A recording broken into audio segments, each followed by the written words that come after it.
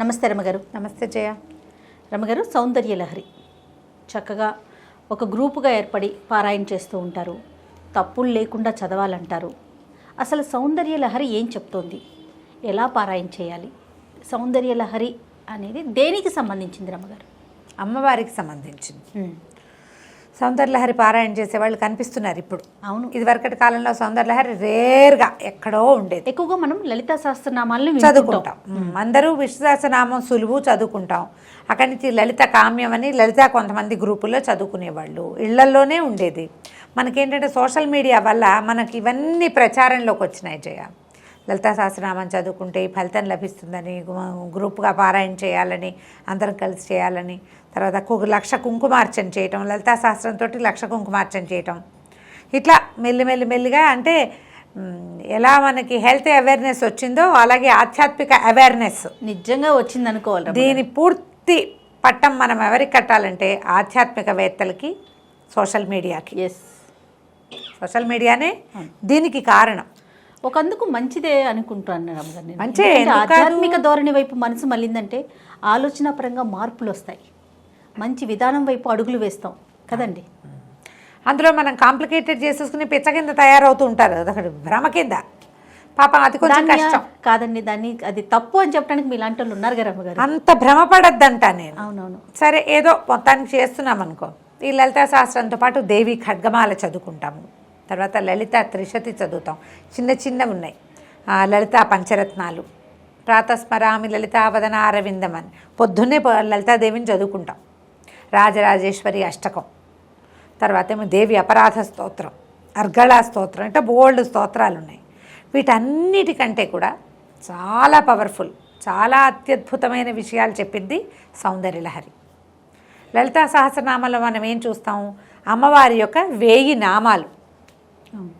ఒక్కొక్క నామంలో ఒక్కొక్క ఆమె యొక్క సౌందర్యం కావచ్చు, ఆమె యొక్క శక్తియుక్తులు కావచ్చు, ఆమె యొక్క ప్రతిభ, ఆమె యొక్క అనుపమానమైన ఆమె శక్తి ఒక్కొక్క నామంలో ఒక్కొక్క రకంగా ఆవిష్కరించబడతాయి. అన్నీ నామాలే, ప్రతిదీ నామమే. త్రిశతిలో కూడా నామాలే ఉంటాయి. ఖడ్గమాలలో ఆమె అమ్మవారి యొక్క పరివార శక్తులు, ఒక్కొక్క శక్తి యొక్క నామధేయం. ఎలాంటి శక్తులు ఉంటాయి ఆమె చుట్టూతా. దీంతోపాటు మణిద్వీప వర్ణన ఒకటి చదువుకుంటారు చాలామంది. మణిద్వీప వర్ణన తెలుగులో చదువుకునే వాళ్ళే ఎక్కువగా కనుతారు. ఒక పాటలాగా మణిద్వీప వర్ణన పాట పాడుతూ ఉంటారు. సంస్కృతం కనుక చదవగలిగితే చాలా బాగుంటుంది. అది కూడా కొన్నాళ్ళకు వస్తుంది బహుశా. ఈ సౌందర్యలహరికి ఏంటంటే, సౌందర్యలహరిని ఆదిశంకరులు రచించారని ప్రతీతి. దీనికి రకరకాల వ్యాఖ్యానాలు దొరుకుతాయి. సదానందనాథులని వారు చేసిన వ్యాఖ్యానం చాలా నచ్చింది నాకు. ఇది పురాతన కాలం నుంచి వచ్చిందే కానీ ఇటీవల కాలంలో ఎక్కువ ప్రఖ్యాతి పొందింది. పురాతన కాలంలో పాత రోజుల్లో అంతా కూడా ఏంటంటే చాలా పెద్దవారు, తర్వాత ఏమో శ్రీ విద్యోపాసకులు వాళ్ళు ఎక్కువగా దీన్ని చూస్తూ ఉండేవారు. లలితలో ఈ సౌందర్యలహరిలో ఏంటంటే మొత్తం 100 శ్లోకాలు. సౌందర్యలహరి, శివానందలహరి 2 రాయబడ్డాయి శంకరుల చేత అంటారు. శివానందలహరి అంతా శివ సంబంధమైంది, సౌందర్యలహరి అంతా అమ్మవారికి సంబంధించింది. ఒక్కొక్క శ్లోకానికి ఒక్కొక్క ఫలితం చెప్తారు. ఇది లలితా సహస్రంలాగా 2 వాక్యాల అనుష్టుప్పు కాదు, పెద్దది వృత్తం. మనం ఒక్క శ్లోకాన్ని కరెక్ట్గా సజావుగా చదివితే 23 సెకండ్లు పడుతుంది. అంటే నేను రికార్డ్ చేసి పెడతా కదా, అందుకని ఖచ్చితంగా క్లియర్గా చెప్తున్నారు. 22-23 సెకండ్లు పడుతుంది ఒక్క శ్లోకం చదవటానికి. ఈ శ్లోకం టైంలో మనం 2 లేదా 3 విష్ణు సహస్రనామం కానీ లలితా సహస్రం కానీ చదివేయగలుగుతాం. శ్లోకాలు పెద్దవి, అర్థము తాత్పర్యము తెలుసుకోవటానికి ఎవరైనా సజావుగా మనకి చెప్పేవాళ్ళు దొరకాలి. మనంతట మనం చదివితే, నిదానంగా పుస్తకం చూసి చదివేస్తే పెద్ద అవగాహన అయితే రాదు. అయినా కూడా కొంచెం సంస్కృతం టచ్ ఉన్న వాళ్ళు, చిన్నప్పటి నుంచి చదివే అలవాటు ఉన్న వాళ్ళు చదివేసుకుంటూ ఉంటారు. ఇటీవల కాలంలో సౌందర్యలహరి చెప్పేందుకు గురువులు కూడా ఇతోధికంగానే లభిస్తున్నారు. ఎక్కడ అవకాశం ఉంటే అక్కడ చక్కగా చదువుకోండి, అర్థము తాత్పర్యము తెలుసుకోండి. ఇందులో ఏంటంటే మొదటి 50 శ్లోకాలు ఆనందలహరి, తర్వాత 50 శ్లోకాలు సౌందర్యలహరి అని చెప్తారు. మొదటి సగం అది, తర్వాత సగం ఇదని. మొదటి సగంలో అమ్మవారి యొక్క ప్రజ్ఞాపాఠవాలతో పాటు శ్రీచక్రం యొక్క స్వరూపం గురించి తెలియజేస్తారు. శ్రీచక్రార్చన, శ్రీ విద్య, ఆమె మామూలుగా కనపడే బాహ్య స్వరూప సౌందర్యం కాకుండా అంతరార్థం అది మనకు తెలుస్తుంది. ఓకే. తర్వాత శ్లోకాల్లో అంతా సౌందర్య వర్ణన, అమ్మవారి నేత్రాలు, ఆమె యొక్క కనుబొమ్మలు, ఆమె యొక్క ముంగురులు, ఆమె తాటంకాలు, చెవులకు పెట్టుకున్నవి ఆభరణాలు, ఆమె నవిలే తాంబూలము, ఆహా. వాటన్నిటి ఒక్కొక్క శ్లోకము ఒక్కొక్కటి చెప్తుంది. ఈవిడ ముక్కు, ఆ కళ్ళు, కనుబొమ్మలు ఎలా ఉన్నాయి, ఒక్కొక్కటి ఒక్కొక్క ప్రత్యేకమైన ఆమె యొక్క సౌందర్యం గురించిన వర్ణనే ఉంటుంది. అమ్మవారి నడుము, ఛాతి, పొట్ట, ఆమె నిలువు, ఆమె పాదాలు, ఆమె గోళ్ళు, అద్భుతం. ప్రతి ఒక్క అవయవాన్ని మీద భక్తితో అదేలేండి. అత్యద్భుతంగా ఉంటాయి. ఒక్క శ్లోకం ఒక్కొక్క ఆణిముత్యం. శ్లోకానికి ఒక గంట కనీసం మామూలుగా అర్థం చెప్పాలంటే అబ్బా, ఒక గంట పూర్తిగా పడుతుంది ఒక శ్లోకానికి. సాధారణ అర్థం వ్యాఖ్యానానికి మన చాగంటి వారు లాంటి వాళ్ళు అయితే ఈజీగా 3-5 గంటలు తీసేసుకుంటారు. అంత ఎక్కువ భావాన్ని నిబిడీకృతం చేసుకున్నది సౌందర్యలహరి. దాంతోపాటుగా చాలా శక్తివంతమైనదిగా చెప్పబడుతుంది. దీనికి ఒక చిత్రమైన గాథ ఏం చెప్తారంటే, ఎవరో ఒకరు, ఒక యక్షుడు, ఒక మానవుడే యక్షస్వరూపంలో ఆయన కైలాసం పర్వతానికి వెళ్ళి అక్కడ అమ్మవారిని చూసి రాశారని, అది శంకరులు మళ్ళీ దాన్ని పైకి చదివారని ఒక మాట వస్తుంది. కానీ అది పెద్దగా నమ్మడానికి వీల్లేనట్టుగా అనిపిస్తుంది. ఆదిశంకరులు చేసిన, ఎందుకంటే మనం మిగిలిన ఇవన్నీ చూస్తున్నామా, అన్ని స్తోత్రాలు, కనకధార కానీ ఇవన్నీ ఎట్లాంటి శక్తివంతమైనవి, ఎలాంటి అత్యద్భుతమైన భక్తి భావాన్ని నిముడ్చుకుని ఉంటాయి. అలాంటి భావమే ఇందులో కూడా కనిపిస్తుంది. ప్రతి శ్లోకము కూడా ప్రతిదానికి ఒక్కొక్కదానికి ఒక్కొక్క ఫలితం ఉంది. నిన్ను ఆరాధిస్తే ఎవరికి ఏం లభిస్తుంది, ఎవడేది ఆరాధిస్తే, ఎవడెలా ఆరాధిస్తే అలాంటి ఫలితం లభిస్తుంది. ఏ కోరికతోటి ఆరాధిస్తే అది పొందుతాడు. ముముక్షువు మోక్షాన్ని పొందుతాడు. ఎవరికి మోక్షం కావాలో వాడికి మోక్షం లభిస్తుంది. ప్రయోజనం కావాలనుకుంటారు కొంతమంది, ఆ ప్రయోజనం కూడా లభిస్తుంది. అది సౌందర్యలహరి తెలియజేస్తుంది. ఎవరి దగ్గరైనా పాఠం చెప్పుకుని చదువుకోండి. ఓకే. ఒక్కొక్కరిది ఒక్కొక్క స్తోత్రం. కొంతమంది సంగీతంలాగా స్వరాలు కూర్చి పాడుకున్న వాళ్ళు కొంతమంది స్వరాలు కూర్చుకుని పాడుకోవచ్చు. లేదా స్వరం కాదు, శ్లోకం పద్ధతిగా, శ్లోకంలో ఒక పదాన్ని ముందు, ఒక వాక్యాన్ని ముందుకి, ఒక వాక్యాన్ని వెనక్కి సాగదీసి చెప్పేవాళ్ళు కొంతమంది. ఎవరి పద్ధతి వాళ్ళదే. ఏ సమయంలో పారాయణ చేయాలి రమ్మగారు? సౌందర్యలహరి పారాయణ ఉదయం సాయంకాలాలు, ఉదయాస్తమాలలో బాగుంటుంది. దాన్ని ఎట్లా పెట్టుకోవాలంటే, ఇప్పుడు 100 శ్లోకాలు కదా, మనం ఏదో సందర్భంలో దసరాలప్పుడు లేకపోతే శుక్రవారాలు ఇలా పెట్టుకోవటంతో పాటుగా ఎక్కడికైనా అమ్మవారి క్షేత్రానికి వెళ్ళినప్పుడు ఆ క్షేత్రంలో చదవాలి. దీని మీద ఒక అనుభవం చెప్తాను జయ. మధురై వెళ్ళాం కదా మేము, నేను చెప్పా కదా గుళ్ళోకి వెళ్తే సొంత ప్లేస్కి వెళ్ళిన ఫీలింగ్ వచ్చింది నాకని. మధురైలో అమ్మవారి వెనకాల కూర్చుని చదువుకోవచ్చు మనం. నాకు అప్పటికి, ఆనాటికి, నేను వెళ్ళే నాటికి 50 శ్లోకాలు నోటుకొచ్చు, పుస్తకం అక్కర్లా. నేను పాఠం చెప్పేదాన్ని, కానీ పాఠం చెప్పడం కూడా నేను ఎలా చేశానంటే, ముందు నుంచి నాకు వీటి మీద అవగాహన లేదు, నా సంగతి తెలిసిందే కదా. ఒక ఆవిడ నన్ను అడిగారు, సౌందర్యలహరి చెప్పండి అంటే, 10 శ్లోకాలు నేను నేర్చుకుని, నేను చదువుకుని, అర్థం నాకు సంస్కృతం చదువుకున్నా కాబట్టి, మిగిలిన వాళ్ళకి నాకు ఉన్న భేదం ఏంటంటే నాకు సంస్కృతం వచ్చు కాబట్టి. అక్కడి నుంచి మా అక్కయ్య దగ్గర ఒక క్లారిఫికేషన్ తీసుకుని, తనేం పాఠం ఇవి చెప్పదు కానీ అర్థాలు, తాత్పర్యాలు చెప్తుంది. ఆ 3-4 పుస్తకాలు సంపాదించాను, వాటి మీద వ్యాఖ్యానాలు 2 ఖచ్చితంగా నా దగ్గర ఉన్నాయి. తర్వాత కాలంలో పని కూడా ఒకటి తెచ్చిచ్చాడు, 3 వ్యాఖ్యానాలు. ఇవి బాగా చదివి నా సొంతంగా నాకేం భావం కలుగుతుందో దాని మీద డెవలప్ చేసుకుని, ఒక తల్లి పిల్ల, మా శ్యామల్ గారు వాళ్ళ అమ్మాయి అస్మిత, వాళ్ళిద్దరికే చెప్పా. నేను నేర్చుకుని వాళ్ళకి చెప్పేదాన్ని. నేను మధురై వెళ్ళే నాటికి 50, ఇప్పుడు నా సంగతి నేను ఎక్కడో ఉద్ధరించేశానని చెప్పట్లేదు, క్లియర్గా చెప్తున్నా కదా. చెప్పారు అంతే, ఎవరైనా అంతే, ఎవరికైనా పుట్టుకతో వస్తాయి ఏమైనా, నేర్చుకోవాలన్న శ్రద్ధ అంతే అంతే. ఈ 50 నాకు నోటికొచ్చు, పుస్తకం కడగడా 50 వెళ్ళిపోయినాయి. తర్వాత పుస్తకం తీసుకున్నా, ఓపెన్ చేసి చదువుతున్నా. మామూలుగానే నా వాయిస్ కొంచెం స్పెషల్ వాయిసే కదా, శ్లోకాలు చదివేటప్పుడు అప్పుడు కూడా ఏంటంటే కొంచెం సంస్కృతం రావటం వల్ల ఒక ప్రత్యేకమైన బాణి ఉంది, నాకు తెలుస్తుంది. ఒక పోలీస్ ఆయన ప్రదక్షిణలు చేస్తూ వింటున్నాడు, ఆయన పోయి బయట కూర్చున్నాడు. ఆ బయట కూర్చొని మేము మొత్తం దర్శనం అన్నీ అయిపోయి నేను ఇంకా అయ్యవారిని చూసి మధురై లోపల దేవాలయాలు అన్నీ చూసుకుని ఇది నేను అక్కడ కూర్చున్నది 8 గంటలకి. అప్పటికి నాకు ఇంత కళ్ళతోడు అవసరం లేదనమాట. సాయం మళ్ళీ 11 గంటకి నేను బయటికి వెళ్ళాను. ఆయన అక్కడ కూర్చున్నాడు. ఆయన అడిగాడు, అమ్మా అక్కడ కూర్చున్నారు కదా మీరు ఎన్నమో పడికిరే అన్నాడు. ఏం చదువుతున్నా అని ఏంటమ్మా అన్నాడు. అనేసరికి సౌందర్యలహరి అంటే ఏంటన్నాడు. చేతిలో పుస్తకం ఉంది, ఆయన చేతిలో పెట్టా. ఆయన ఆ పుస్తకం ఓపెన్ చేసి చూసి జిలేబీ చుట్టల్లాగా ఉన్నాయని చెప్పాడు. చెప్పి ఎంత బాగుందమ్మా వినటానికి, ఒకసారి చదవండి అని ఒక్క శ్లోకం నాతో అక్కడ చదివించుకొని ఫోన్లో రికార్డ్ చేసుకున్నాడు. నేను అనుకుంటాను ఒక్కొక్క జీవాత్మని అది అట్లా పట్టుకుంటుంది. వాళ్ళు వచ్చే జన్మలో బహుశా ఆయన నేర్చుకుంటాడు. ఆయనకి తెలుగు రాదు, సంస్కృతము అని చెప్పా. తెలుగు కాదు ఇది, లిపి నీకు తెలుగులో కనిపిస్తుంది.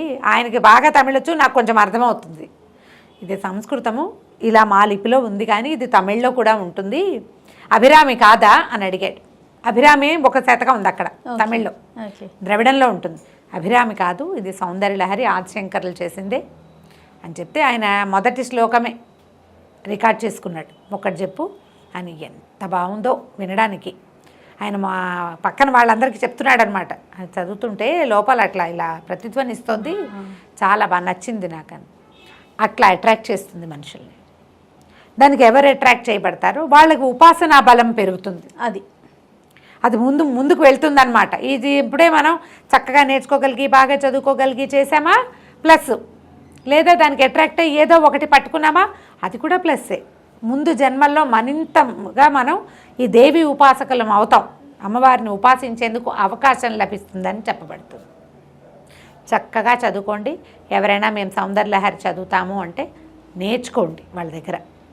తప్పులు మాత్రం పడనివ్వద్దు. తప్పులు లేకుండా ఉంటే మీకు ఆ శ్లోకం చదవటం వల్ల రావాల్సిన పూర్తి ఫలితం వస్తుంది.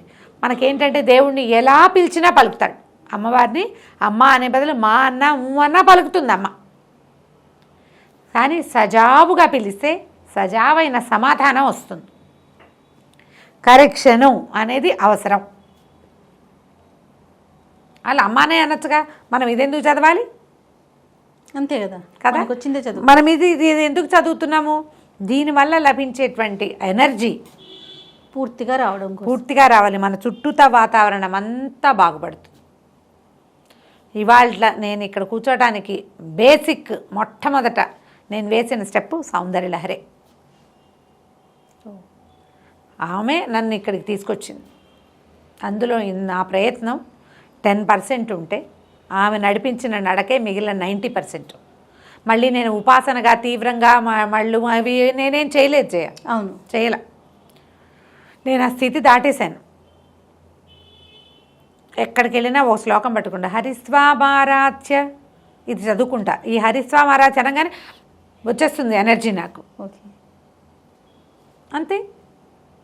ఒక్కసారి హరిస్వామారాధ్య అనుకోగా అమ్మయ్య, ఎంత టెన్షన్లో ఉన్నా, ఎంత విసుగులో ఉన్నా, ఎంత ప్రెషర్లో ఉన్నా హరిస్వామారాధ్యే నన్ను సరిగ్గా దారి చూపించి లాక్కెళ్ళిపోతుంది అక్కడికి. ఏదో ఉంటాయి మానవ జీవితానికి తప్పనివి. అంతే. ట్రై చేసి చూడండి. మీకు అవకాశం ఉంటే నేర్చుకోండి. మీకు దీని మీద అవగాహన ఉందా మీకు ప్లస్, లేదా ప్రయత్నం చేసి ఒక్క శ్లోకం చెప్పించుకోండి చాలు. ఒక్క శ్లోకం చెప్పించుకున్నా చాలు. ఆ ఒక్కటి చదువుకున్నా సరిపోతుంది. మొత్తం 100 చదువుకోవాల్సిన పనే లేదు. చదవగలిగారా మహత్తరంగా ఉంటుంది, అద్భుతంగా. ఒకసారి ఆ శ్లోకం చెప్తారా రమ్మగారు? హరిస్వామారాధ్య ప్రణత జన సౌభాగ్య జననీం పురానారీ భూత్వా పురరిపుమపి క్షోభమనయత్ స్మరోపి త్వాం నత్వా రతినయనలేహ్యేన వపుషా మునీనామప్యంతః ప్రభవతి మోహాయ మహతాం. దేంటో తెలుసా అర్థం? హరి త్వామారాధ్య అంటే నిన్ను ఆరాధించి నువ్వు ఎలాంటి దానివి? ప్రణతజన సౌభాగ్య జనని. ఎవరైతే నిన్ను నమస్కరిస్తారో, నిన్ను ప్రార్థిస్తారో వాళ్ళకి సౌభాగ్య జననివి నువ్వు. వాళ్ళకి ఏది కావాలంటే అది ఇస్తావు. నిన్ను ప్రార్థించి పూర్వము ఏం చేశాడు? స్త్రీ రూపం ధరించాడు. పురా నారీ భూత్వ పురరిపుమపి క్షోభమనయత్తు. పూర్వము నారిగా స్త్రీగా మారి పురరిపు అయినటువంటి నీ భర్త అయినటువంటి శివుడు పురులు అంటే త్రిపురాసుర సంహారం చేసిన శివుణ్ణే ఆయనకి క్షోభను కలిగించాడు. నీ వల్ల, నిన్ను నమస్కరించడం వల్ల, నీకు నమస్కారం చేయటం వల్ల, స్మరుడు అంటే ఇతను మన్మథుడు ఈవిడిని ప్రార్థించడం వల్ల, అమ్మవారిని ప్రార్థించడం వల్ల ఈయన ఏంటంటే ఎవరికి కనపడ్డు. అమ్మవారు మన మన్మథుడు మనుషులకి కనపడేవాడు కాదు, ఎవ్వరికి కనిపించడు. ఈ శివుడు ఏం చేశాడు, అతన్ని కాల్చేసాడు, బూడిద చేసేసాడు పరమేశ్వరుడు. బూడిదైతే అప్పుడు అమ్మవారు ఆయనకి ధైర్యాన్ని ఇచ్చింది, ఏం పర్వాలేదు దుఃఖించద్దు అని. రతీదేవికి చెప్పింది, నీ కంటికి మాత్రం కనపడతాడు అని. రతి నయన లేఖేన వపుష, కేవలము రతీదేవికి మాత్రమే కనబడగలిగేటువంటి వాడైనటువంటి అనంగుడు మునీనామపి అంతఃప్రభవతి. వాళ్ళని ఏం చేస్తాడంటే లోపల మునులకి కూడా దీన్ని కలిగిస్తాడు, ప్రీతిని కలిగించేస్తాడు. ఇప్పుడు మనం ఎవరినైనా చూస్తే మనకి ఏదైనా భావాలు కలుగుతాయి. ఈ మన్మథుడు ఎవ్వరికీ కనపడ్డు. విపరీతమైన మోహాన్ని మునులకి కూడా కలగజేయగలుగుతాడు మన్మథుడు. ఎందుకంటే నీకు నమస్కరించడం వల్ల. స్మరోపి త్వాం నత్వా, నీకు నమస్కరించి చేస్తాడు ఆ క్రియ. నువ్వు అతని యందు ఉంటావు, దాని యందు మునులు మోహింపబడతారు. విష్ణువు నిన్ను ప్రార్థించడం వల్ల, నువ్వు అతని యందు ఉండటం వల్లే ఈ పురారి అయినటువంటి పరమేశ్వరిని మోహింపచేయగలిగాడు. నువ్వు ఎవరి యందు ఉంటావో వాళ్ళు ప్రపంచాన్ని మోహింపచేయగలరు. వాళ్ళ వెనకాల ప్రపంచం ఉంటుంది. అమ్మ ఎవరి యందు ఉంటుందో వాళ్ళ వెనకాలే ప్రపంచం ఉంటుంది. నా శక్తి అంతా ఈ శ్లోకమే. ధైర్యం కావాలన్నా, ఆరోగ్యం కావాలన్నా, ఏం చేయాలో తోచకపోయినా, ఆరోగ్యం బాగుండకపోయినా అంతే మనన చేసుకుంటూ ఉంటారు, తిప్పుతూ ఉంటాను దాన్ని. అది నా వెనకాల ఉంటుంది. ఆ ఉంది నా వెనకాల. నాకు చేతైనవి విషయము, చేతకాని విషయము, వచ్చింది రాంది, ఓపిక లేనిది, సమస్తమైన వాటికి ఆమె నడిపిస్తుంది. ఈ ఒక్క శ్లోకంతో ఎన్నైనా చేయొచ్చు.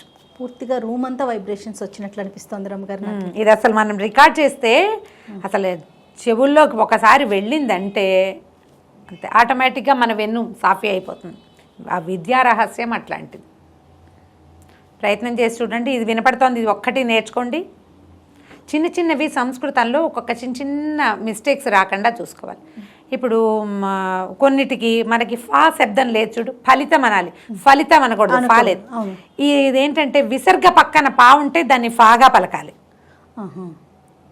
అంతః ప్రభవతి ఉందనుకో, అంతః ప్రభవతి అని అఫ్ సౌండ్ అప్పుడు రావాలి. అలాంటి పడికట్టు ఖచ్చితంగా మనకి తెలియాలి. దానికి సంస్కృతం రావడం చాలా ప్రధానం. అది కనుక కుదిరితే మీకు చక్కగా వస్తుంది. మంచి మంచి శ్లోకాలు ఉన్నాయి. ఇది మొదటి శ్లోకాల్లోదే. రమ్మగారు ఎవరిదన్నా ఫాలో అవ్వాలి, ఇప్పుడు తెలియని వాళ్ళు అనుకోండి, పలానా వాళ్ళు మీరు ఫాలో అవ్వచ్చు, పలానాది విని నేర్చుకోవచ్చు అంటే ఏమైనా సజెషన్ చెప్పగలుగుతారా? నచ్చింది నేను అలా వినలేదు జయ, మీకు తెలియలా, వినలేదు. 100 శ్లోకాలు బాంబే సిస్టర్స్వో ఎవరివో ఉన్నాయి, కానీ రాగాల్లో ఉన్నాయి. మీకు మీ అందుబాటు. నేనేమంటానంటే ఏది ఇదే కరెక్టు అని చెప్పను నేను, నాకు కూడా తెలీదు, చెప్పనాగా. ఈ సంస్కృతం వస్తే కరెక్ట్గా ఉంటుందని భావిస్తా. నా మటుకు నేను సంగీతం కాదు దీనికి కావాల్సి, సంస్కృతం భాష మీద పట్టు అంతే కదండి. పట్టు ఉన్న వాళ్ళతో దగ్గర చెప్పించుకుంటే మేము కనెక్షన్స్ ఆటోమేటిక్గా అవుతాయి. బాగుంటుందిగా.